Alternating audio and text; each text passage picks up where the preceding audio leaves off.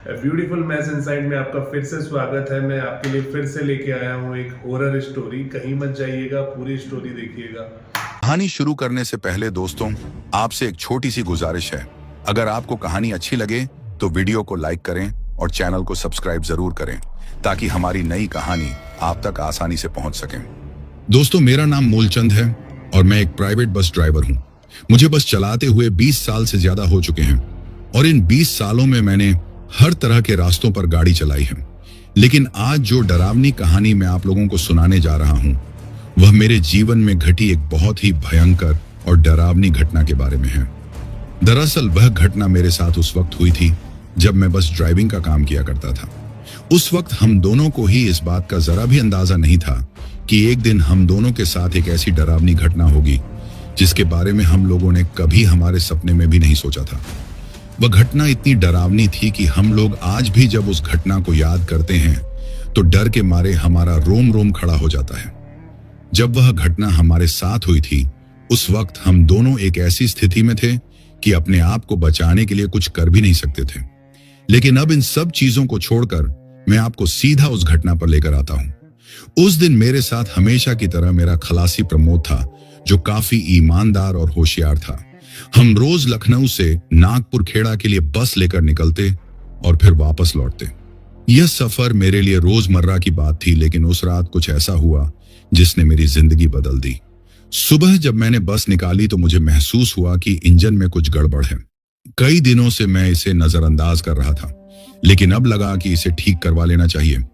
जब हम शहर पहुंचे तो मैंने प्रमोद से कहा, प्रमोद, आज बस की मरम्मत करवा लेते हैं, वरना बीच रास्ते में कोई दिक्कत हो गई तो परेशानी बढ़ जाएगी। प्रमोद थोड़ा चिंतित होकर बोला, उस्ताद, इससे बहुत देर हो जाएगी, फिर हमें नागपुर खेड़ा पहुंचने में रात हो सकती है। मैंने उसे समझाया, देर हो जाए तो कोई बात नहीं, लेकिन अगर बीच रास्ते में बस खराब हो गई तो और बड़ी मुश्किल होगी। हम बस को एक मशहूर मैकेनिक के पास ले गए।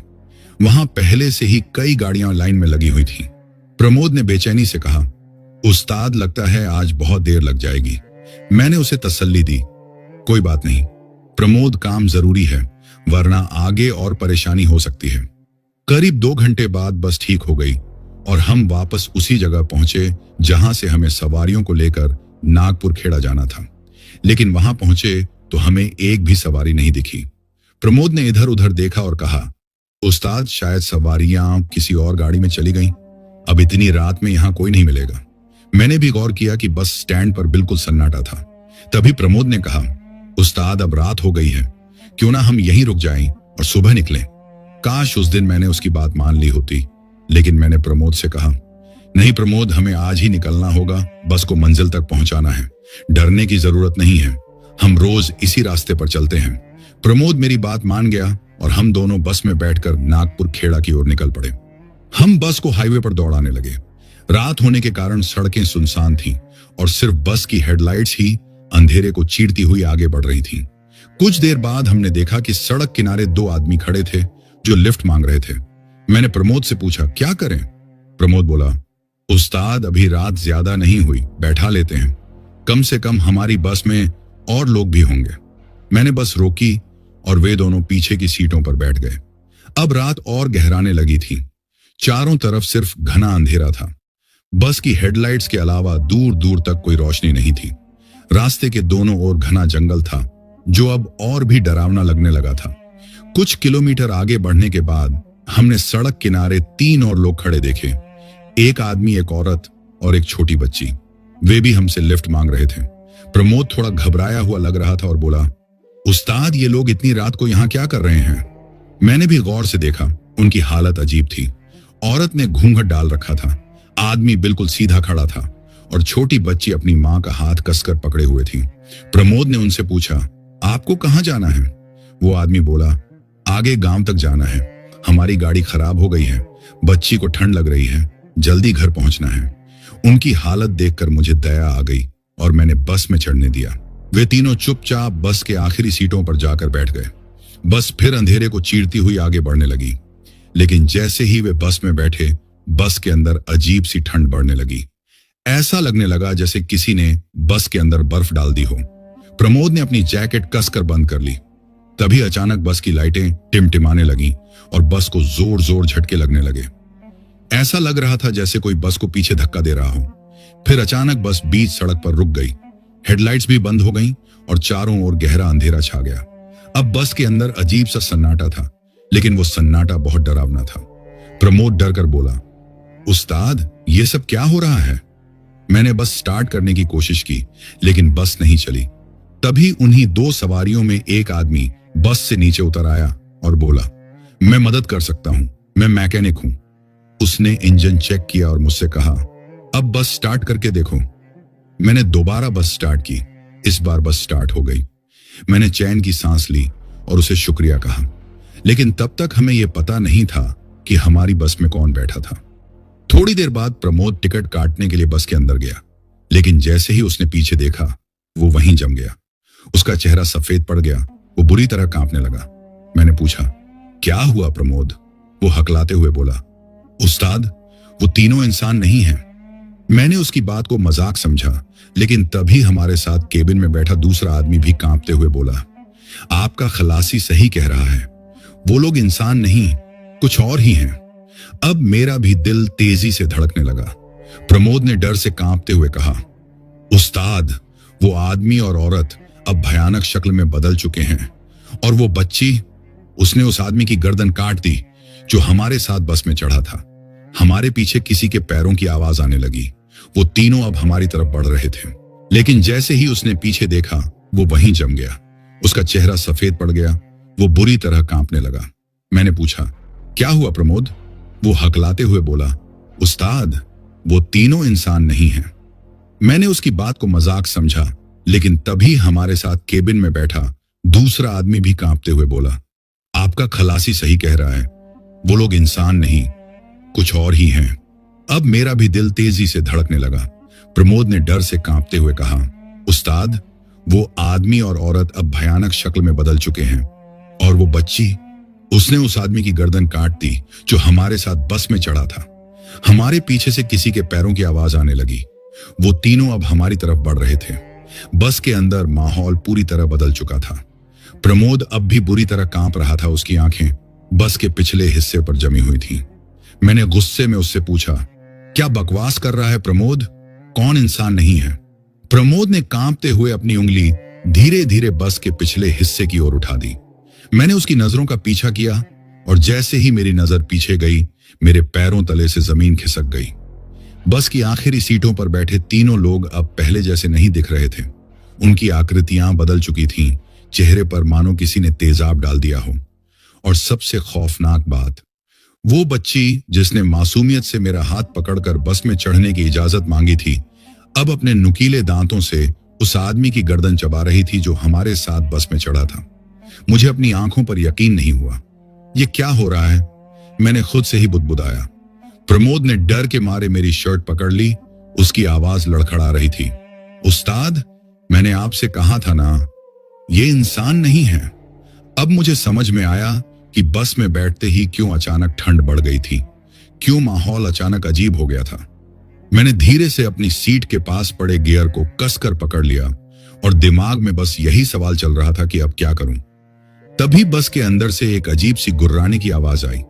वो आदमी जिसे वो औरत और बच्ची नोच नोच कर खा रहे थे, अब बिल्कुल निढाल हो चुका था।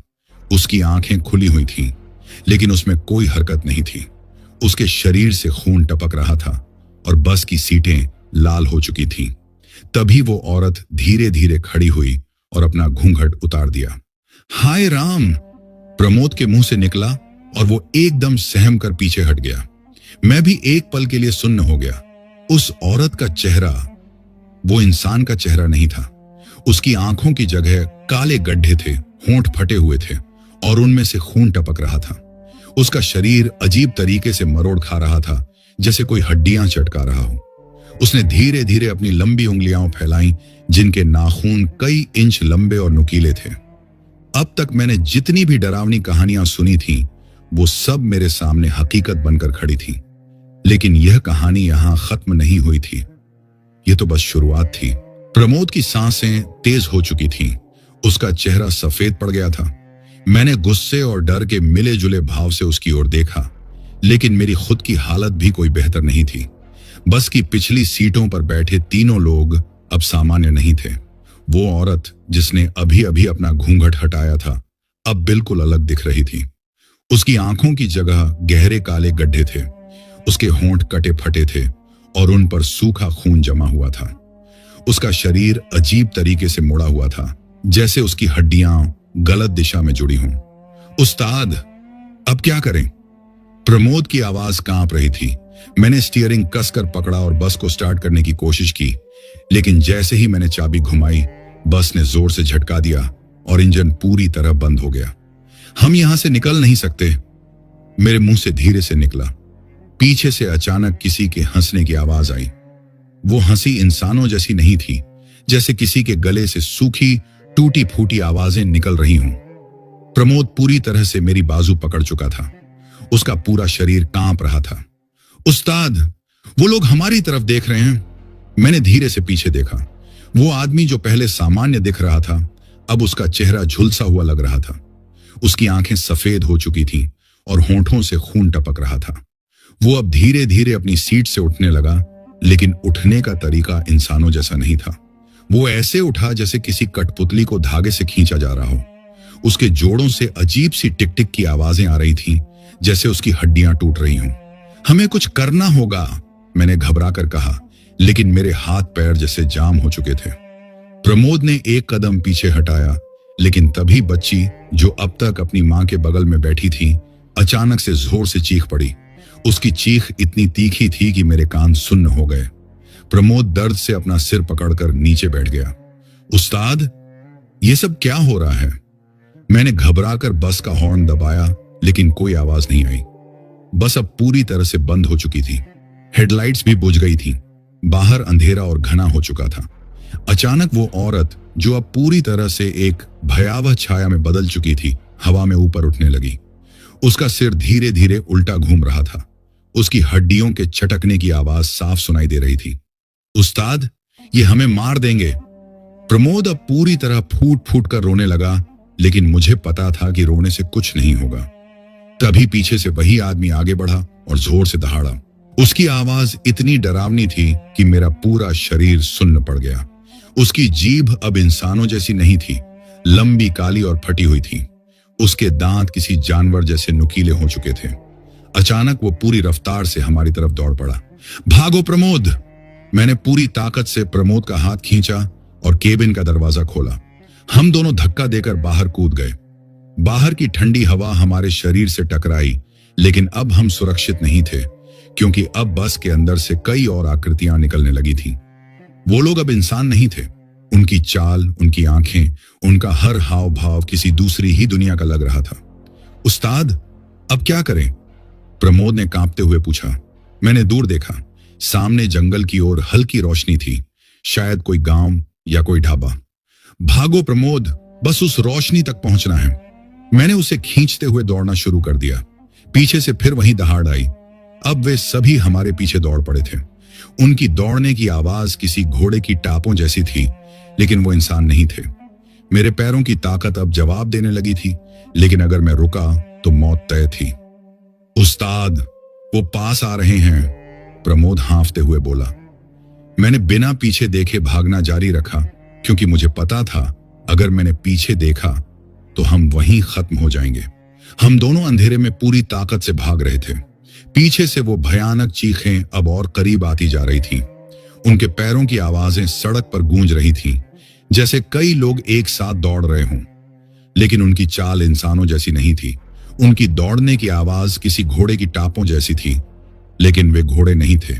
प्रमोद अब हांफने लगा था। उस्ताद, मेरी टांगें जवाब दे रही हैं। मैंने उसकी बाजू कसकर पकड़ ली। बस थोड़ा और प्रमोद, रोशनी तक पहुंच जाएंगे। हमारे सामने जंगल के किनारे पर हल्की रोशनी दिख रही थी, जैसे कोई जलता हुआ दिया हो। मैंने उम्मीद से उसकी तरफ देखा, लेकिन तभी पीछे से एक जोरदार चीख आई। रुको! उस आवाज में इतनी शक्ति थी कि प्रमोद के कदम लड़खड़ा गए। मैं भी कुछ सेकंड के लिए सुन्न हो गया।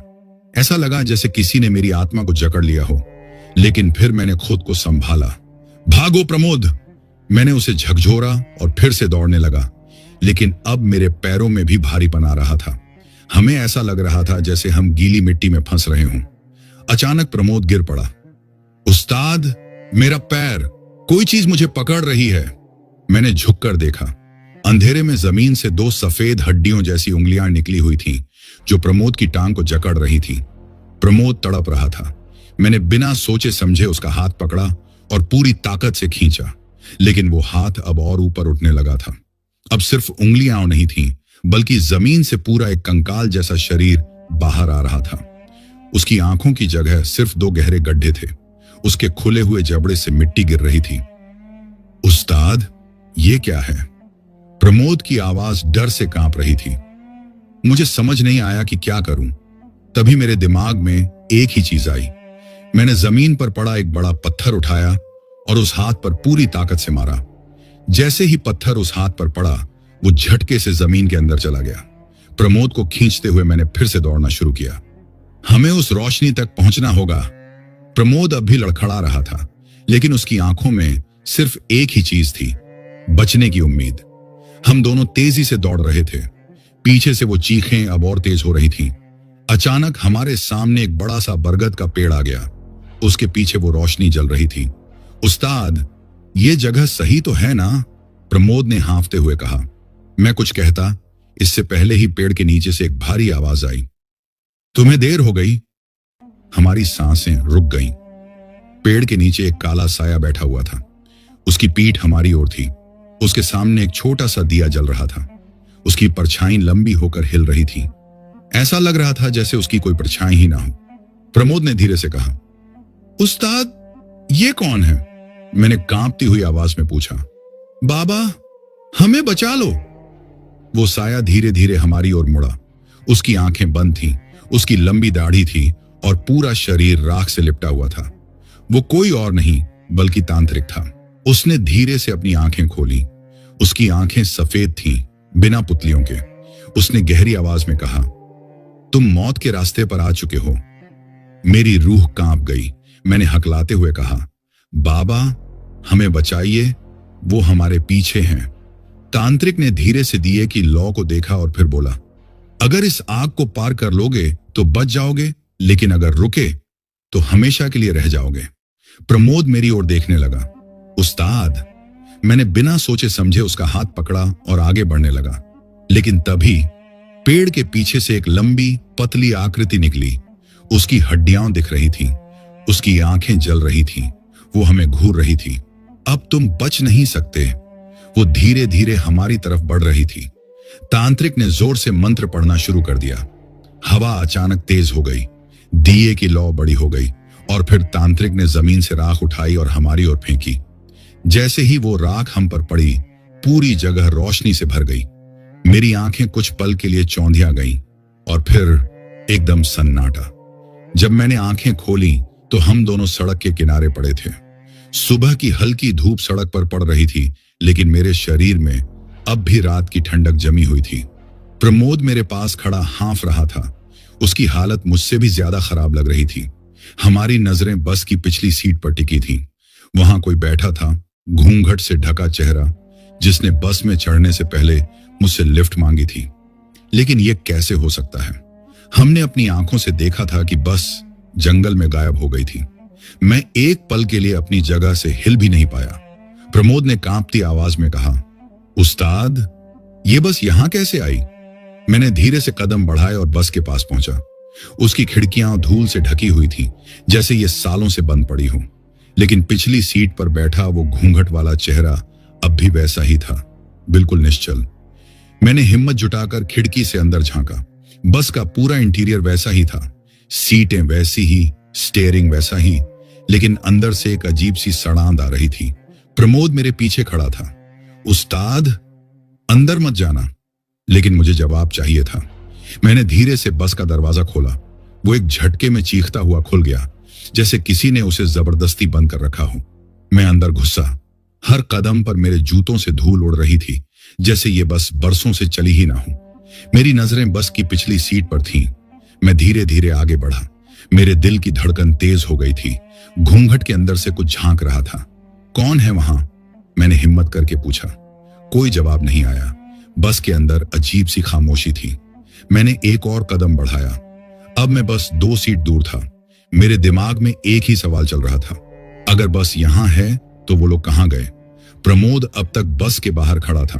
वो जोर से चिल्लाया, उस्ताद बाहर आ जाओ। लेकिन मैं अब बहुत करीब आ चुका था। मैंने हाथ आगे बढ़ाया और धीरे से घूंघट हटाया, और जो मैंने देखा, मेरी चीख निकल गई। वहां कोई इंसान नहीं था, सिर्फ एक जलती हुई खोपड़ी रखी थी। उसकी आंखों के गड्ढों से धुआं निकल रहा था। और तभी बस के अंदर जोर से दरवाजा बंद हो गया। पूरी बस में अंधेरा छा गया। सीटों के पीछे से अजीब अजीब आवाजें आने लगी, जैसे कई लोग धीरे धीरे फुसफुसा रहे हों। मेरी सांसें तेज हो गईं। मैंने दरवाजा खोलने की कोशिश की, लेकिन वो अंदर से लॉक हो चुका था। अब पीछे से किसी के पैरों की आहट आने लगी, जैसे कोई सीटों के ऊपर ऊपर चल रहा हो। मैंने कांपते हुए खिड़की से बाहर झांका। प्रमोद अब भी बाहर खड़ा था। उसने मुझे बस के अंदर बंद देख लिया था। उस्ताद, अंदर क्या हो रहा है? लेकिन मैं अब बोल नहीं पा रहा था। मेरे गले से आवाज नहीं निकल रही थी। तभी एक ठंडा हाथ मेरे कंधे पर आकर टिका। मैं पूरी ताकत से चिल्लाया और झटके से मुड़ा, लेकिन वहां कोई नहीं था। लेकिन मेरी पीठ पर हाथ के काले निशान पड़ चुके थे। तभी एक जानी पहचानी आवाज आई, तुम फिर वापस आ गए? ये वही औरत थी जो घूंघट में थी। मैंने इधर उधर देखा, लेकिन वो कहीं नहीं थी। बस अब हिलने लगी थी। सीटें अपने आप हिल रही थीं, खिड़कियां अपने आप खुल बंद हो रही थीं, और तभी पिछली सीटों से किसी के हंसने की आवाज आई। मैंने कांपते हुए पीछे देखा। वहां 3 परछाइयां बैठी थीं, जिनके चेहरे अब भी नहीं दिख रहे थे। अब तुम बच नहीं सकते। बाहर खड़ा प्रमोद अब तक पूरी कोशिश कर रहा था कि किसी तरह बस का दरवाजा खोले। उसने पत्थर उठाकर खिड़की पर मारा, लेकिन खिड़की टूटी नहीं, बल्कि उस पर किसी का चेहरा उभर आया। एक झुलसा हुआ, बिना आंखों वाला चेहरा। प्रमोद चीखता हुआ पीछे हट गया। बस अब पूरी तरह हिल रही थी, जैसे कोई उसे जमीन से उखाड़ने की कोशिश कर रहा हो। मैंने पूरी ताकत से स्टीयरिंग पकड़ा और हॉर्न दबाया। जैसे ही हॉर्न बजा, पूरी बस थम गई। दरवाजा झटके से खुल गया। मैं बिना समय गंवाए बाहर कूद पड़ा।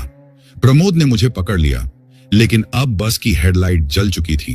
वो तीनों आकृतियां अब भी सीटों पर बैठी थीं, मुझे घूर रही थी।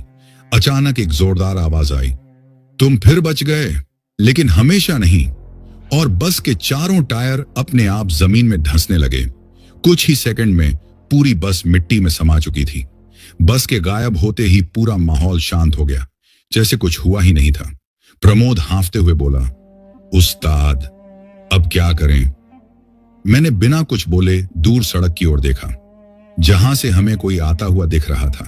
कोई जो हमें देख रहा था और हमारे बारे में सब जानता था। हम दोनों सड़क के किनारे हांफते हुए खड़े थे। बस मिट्टी में समा चुकी थी। चारों ओर सन्नाटा था। दूर से कोई हमारी ओर आता दिख रहा था। उसकी चाल धीमी थी, लेकिन अजीब थी, जैसे वो हमें पहले से जानता हो। प्रमोद ने धीरे से कहा, उस्ताद, ये कौन है? मैंने नजरें टिका दी। जैसे जैसे वो पास आ रहा था, उसकी शक्ल साफ होने लगी।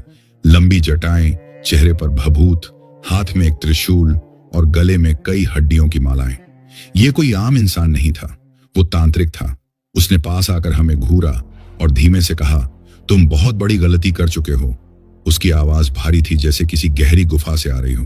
प्रमोद ने कांपते हुए कहा, बाबा, हमारी बस। वो तांत्रिक ने हाथ उठाकर उसे रोक दिया। जो गया वो लौटकर नहीं आता, पर तुम अब भी यहां हो, इसका मतलब तुम मरे नहीं हो, लेकिन मौत तुम्हारे पीछे है। मेरी रीढ़ में ठंडक दौड़ गई। मैंने हिम्मत जुटाकर कहा, बाबा, ये सब क्या था? वो लोग कौन थे? तांत्रिक ने मुझे घूरा। उसकी सफेद आंखों में कुछ अजीब था, जैसे वो हर चीज देख सकता हो। उसने जमीन पर एक लकीर खींची और हमसे कहा, अगर इस लकीर को पार कर लिया तो तुम बच जाओगे, लेकिन अगर रुके तो तुम्हारी आत्मा भी उसी जगह रह जाएगी जहां बस गई है। प्रमोद ने जल्दी से पूछा, पर बाबा, ये सब हुआ क्यों? तांत्रिक ने गहरी सांस ली और बोला, जिस रास्ते से तुम आए वो रास्ता इंसानों के लिए नहीं है। ये नागपुर खेड़ा नहीं, शापित भूमि है। यहां जो भी आता है वो दोबारा वापस नहीं जाता। मेरे पैरों तले जमीन खिसक गई। मैंने कांपती आवाज में कहा, पर हम तो रोज इसी रास्ते से आते जाते हैं, पहले कभी कुछ नहीं हुआ। तांत्रिक हल्का सा मुस्कुराया, पहले तुमने कभी इसे महसूस नहीं किया, क्योंकि उन्हें तुम्हारी जरूरत नहीं थी, लेकिन आज तुमने उनकी हद पार कर दी। प्रमोद लगभग रोते हुए बोला, बाबा अब क्या करें? तांत्रिक ने अपने गले से एक ताबीज निकाला और मेरी ओर बढ़ाया। इसे पकड़ो और बिना रुके उस दिशा में चलते जाओ जहां से सूरज निकल रहा है। अगर तुमने एक बार भी पीछे मुड़कर देखा तो तुम्हारी आत्मा भी इस धरती में दफन हो जाएगी। मैंने ताबीज कसकर पकड़ लिया। प्रमोद ने मेरी बाजू पकड़ ली। उस्ताद चलें? मैंने गहरी सांस ली और तांत्रिक को देखा। वो अब मंत्र बड़बड़ा रहा था। प्रमोद जमीन पर गिरा पड़ा था। उसकी आंखों से खून निकल रहा था। उसका शरीर अकड़ने लगा था। मैंने घबराकर उसे झकझोरा, प्रमोद उठ, देख मत। लेकिन उसकी आंखें अब भी ऊपर की तरफ थीं, जैसे उसने कुछ ऐसा देख लिया हो जो इंसानों के देखने लायक नहीं था। हवा अचानक तेज हो गई थी। चारों तरफ धूल उड़ने लगी थी। ऐसा लग रहा था जैसे हम किसी भंवर में फंस गए हों। मेरे कानों में तांत्रिक की बात गूंज रही थी, अगर पीछे मुड़कर देखा तो आत्मा इसी धरती में दफन हो जाएगी। मैंने तेजी से प्रमोद को खींचा और अपने कंधे पर डाल लिया, लेकिन अब उसका शरीर बर्फ की तरह ठंडा हो चुका था। उसकी सांसें धीमी हो रही थीं। मैंने डर से अपने कदम तेज किए, लेकिन तभी पीछे से किसी के चलने की आवाज आई, रुको। वो आवाज इतनी गहरी थी कि मेरी पूरी रीढ़ सुन्न हो गई। मैंने अपनी आंखें बंद कर ली और खुद को संभालने की कोशिश की, लेकिन मेरे कदम लड़खड़ा रहे थे। उस्ताद मेरी मदद करो, ये प्रमोद की आवाज थी, लेकिन प्रमोद तो मेरे कंधे पर था। मैंने पसीने से तरबतर होते हुए सिर झुका लिया। अब मैं समझ चुका था कि यह सब एक धोखा है। कोई हमें रोकना चाहता है। उस्ताद मेरी मदद करो। आवाज फिर आई, लेकिन इस बार आवाज में कुछ अजीब था, जैसे कोई जबरदस्ती बोलने की कोशिश कर रहा हो।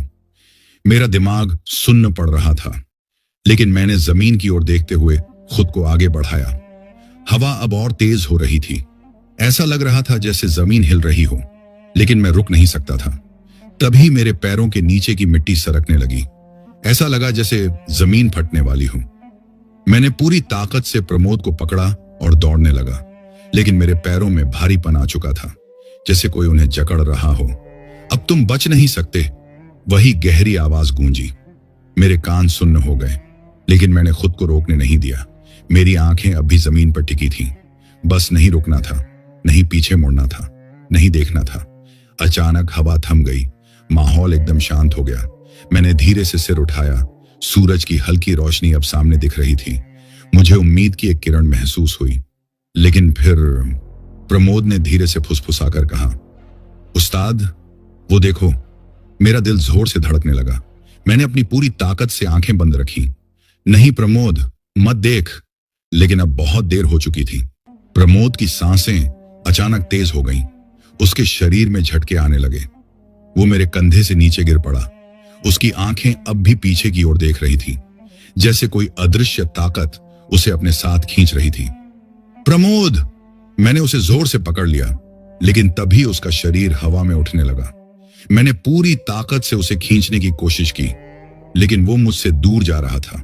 उसके मुंह से एक धीमी चीख निकली और फिर वो मेरी पकड़ से छूट गया और घने धुएं में समा गया। मैंने पूरी ताकत से चिल्लाया, प्रमोद! लेकिन अब वहां कुछ नहीं था, बस अंधेरा था। मैं घुटनों के बल गिर पड़ा। मेरी आंखों से आंसू बहने लगे। मैं प्रमोद को बचा नहीं पाया। अचानक हवा में वही आवाज गूंजी, अब तुम अकेले हो। मैंने घबराकर इधर उधर देखा, लेकिन अब वहां कोई नहीं था। बस मैं और मेरे चारों ओर बंजर जमीन थी। लेकिन प्रमोद कहीं नहीं था। मैंने कांपते हुए अपने हाथों को देखा। वो खून से सने हुए थे, लेकिन मैं समझ नहीं पा रहा था कि ये खून प्रमोद का था या मेरा। तभी मेरे सामने जमीन पर कुछ उभरा। वो तांत्रिक का ताबीज था जो उसने मुझे दिया था, लेकिन अब वो टूटा हुआ था। मैंने धीमे से उसे उठाया और तभी पीछे से किसी के हंसने की आवाज आई। मैं पूरी ताकत से दौड़ पड़ा। मेरे पास अब कोई और रास्ता नहीं था, लेकिन यह भागना भी कितनी देर चलेगा। मैं पूरी ताकत से दौड़ रहा था। हवा मेरे कानों के पास से सरसराती हुई गुजर रही थी, लेकिन पीछे से आती उस डरावनी हंसी ने मेरे पैरों को और तेज कर दिया था। मेरी सांसें उखड़ रही थीं। पैर जैसे जमीन में धंसते जा रहे थे, लेकिन मैं रुक नहीं सकता था। मैं नहीं जानता था कि मैं कहां जा रहा हूं। बस इतना पता था कि अगर मैं रुका तो मेरा अंजाम भी प्रमोद जैसा ही होगा। मेरे दिमाग में बस तांत्रिक की एक ही बात घूम रही थी, अगर रुके तो हमेशा के लिए फंस जाओगे। मेरे गले से पसीना टपक रहा था, लेकिन मैं भागता रहा। सामने एक टूटी फूटी सड़क दिख रही थी, शायद यही रास्ता गांव से बाहर जाने का था। मुझे एक उम्मीद की किरण नजर आई, लेकिन तभी पीछे से आवाज आई, रुको। ये आवाज जानी पहचानी थी। मेरी दौड़ते हुए धड़कनें तेज हो गईं। ये आवाज प्रमोद की थी। मेरा दिल कांप गया, लेकिन मैंने पीछे नहीं देखा। मैं जानता था कि यह सिर्फ एक छलावा था, एक धोखा जिसने प्रमोद को मुझसे छीन लिया। लेकिन फिर वो आवाज और करीब आ गई, उस्ताद रुको, मैं प्रमोद हूं। मैंने अपनी आंखें बंद कर ली। मेरी चाल और तेज हो गई, लेकिन आवाज भी मेरे पीछे पीछे आ रही थी। अब ऐसा लग रहा था जैसे कोई मेरे ठीक पीछे दौड़ रहा हो। मेरे कानों में किसी के पैरों की आवाज गूंज रही थी, लेकिन मैं नहीं मुड़ा। नहीं देखना था, नहीं रुकना था। सामने सड़क पर अब हल्की धुंध छा गई थी। मेरा मन कर रहा था कि कहीं छुप जाऊं, लेकिन छुपने की कोई जगह नहीं थी। अब मेरे पैरों में भी जान नहीं बची थी, लेकिन मुझे बस गांव से बाहर निकलना था। अचानक मेरे सामने एक पीपल का पेड़ दिखा। उसी के नीचे तांत्रिक बैठा था। वो अपनी आंखें बंद किए मंत्र पढ़ रहा था। उसके चारों तरफ लाल धागों का घेरा बना था, जैसे वो किसी चीज को रोक रहा हो। मैंने पूरी ताकत लगाकर दौड़ लगाई और उसके करीब पहुंच गया। जैसे ही मैंने उस घेरे के अंदर कदम रखा, अचानक पीछे से कोई जोर से चीखा, नहीं! और सब कुछ शांत हो गया। हवा रुक गई, जंगल की आवाजें रुक गईं। मैं अब भी हाँफ रहा था। तांत्रिक ने धीरे से आंखें खोली और मेरी ओर देखा। मैंने घबराई हुई आवाज में पूछा, प्रमोद कहाँ है? तांत्रिक कुछ देर तक शांत रहा, फिर गहरी आवाज में बोला, वो अब इस दुनिया में नहीं है। मेरे पैरों तले जमीन खिसक गई। मेरी आंखों के सामने सब कुछ घूम गया। नहीं, मैंने उसे देखा था, मैंने उसकी आवाज सुनी थी। तांत्रिक ने गहरी सांस ली। तूने उसका शरीर देखा था, आत्मा नहीं। जो यहां एक बार फंस गया, वो कभी वापस नहीं आता। मेरे हाथ पैर सुन्न हो चुके थे। मैं वहीं जमीन पर गिर पड़ा। मेरे शरीर में अब कोई ताकत नहीं बची थी, लेकिन फिर भी मेरे दिमाग में एक सवाल था, अब मैं क्या करूं बाबा? तांत्रिक ने अपनी भभूत उठाई और उसे मेरे माथे पर लगाया। सूरज निकलने से पहले इस गांव से निकल जा, तभी तेरा बचना संभव है, वरना तू भी उनका हिस्सा बन जाएगा। मेरी सांसें तेज हो गईं। मुझे अब भी भरोसा नहीं हो रहा था कि मैंने अपना सबसे अच्छा दोस्त खो दिया था, लेकिन अब समय कम था। मैं जानता था कि अगर मैं नहीं निकला तो मेरी आत्मा भी इस गांव में हमेशा के लिए कैद हो जाएगी। मैंने गहरी सांस ली और गांव से बाहर जाने का रास्ता पकड़ लिया, लेकिन सवाल अब भी मेरे दिमाग में घूम रहा था, क्या सच में मैं बच पाऊंगा? मैं अब गांव से बाहर जाने वाली पगडंडी पर भाग रहा था। सूरज निकलने में ज्यादा वक्त नहीं बचा था, लेकिन मेरी धड़कनें अब भी तेज थीं। मेरे दिमाग में बस एक ही चीज घूम रही थी, अगर सूरज निकलने से पहले मैं यहां से नहीं निकला तो मैं भी उन आत्माओं में शामिल हो जाऊंगा। पीछे से तांत्रिक की आवाज आई, रुकना मत, पीछे मत देखना। लेकिन अब मेरी हालत जवाब दे रही थी। मेरे पैरों में जैसे जान ही नहीं बची थी, लेकिन मुझे चलना था, आगे बढ़ना था। तभी पीछे से वही जानी पहचानी आवाज आई, उस्ताद तुम मुझे छोड़कर जा रहे हो? यह आवाज सुनकर मेरा पूरा शरीर कांप गया। ये प्रमोद की आवाज थी। मेरी आंखों में आंसू आ गए। मैंने अपनी मुट्ठियां कस लीं, लेकिन मैंने पीछे नहीं देखा। मैं जानता था कि यह सिर्फ एक धोखा था, एक छलावा। लेकिन फिर आवाज और करीब आ गई, उस्ताद मैं तुम्हारे बिना नहीं जा सकता। अब वो आवाज मेरे कानों के ठीक पास थी, लेकिन मैंने खुद को काबू में रखा। नहीं देखना है, नहीं रुकना है। मेरे सामने अब गांव का आखिरी मोड़ दिख रहा था। अगर मैं इसे पार कर गया तो मैं बच सकता था। लेकिन तभी मेरे ठीक सामने वही घूंघट वाली औरत खड़ी थी। उसका चेहरा अब पूरी तरह झुलसा हुआ था। उसकी आंखों से खून निकल रहा था। उसने धीमी लेकिन डरावनी आवाज में कहा, तुम बचकर नहीं जा सकते। मेरा पूरा शरीर सुन्न हो गया।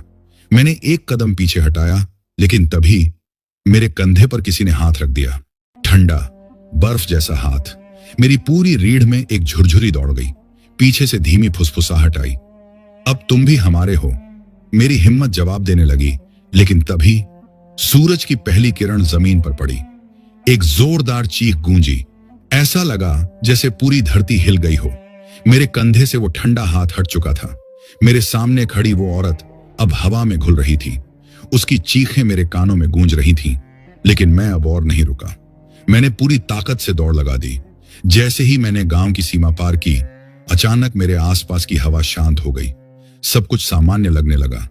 मैं हांफते हुए जमीन पर गिर पड़ा। मेरी आंखों से आंसू बह रहे थे। मैं जिंदा था, लेकिन प्रमोद वो नहीं था। मैं रोने लगा, लेकिन तभी मेरे सामने जमीन पर कुछ चमकती हुई चीज पड़ी थी। वो वही तांत्रिक का ताबीज था जो प्रमोद ने पकड़ा था। मैंने उसे धीरे से उठाया और तभी हवा में एक जानी पहचानी आवाज गूंजी, उस्ताद, अब तुम सुरक्षित हो। मैंने आंसू पोंछे और आसमान की ओर देखा। सूरज पूरी तरह निकल चुका था और मेरे साथ प्रमोद की यादें हमेशा के लिए रह गईं। दोस्तों, ये कहानी यही खत्म हुई। उम्मीद करता हूँ कि स्टोरी आपको पसंद आई होगी। अगर आपको स्टोरी पसंद आई है तो please like, share and comment करें। अगली वीडियो में फिर मिलेंगे। Thank you.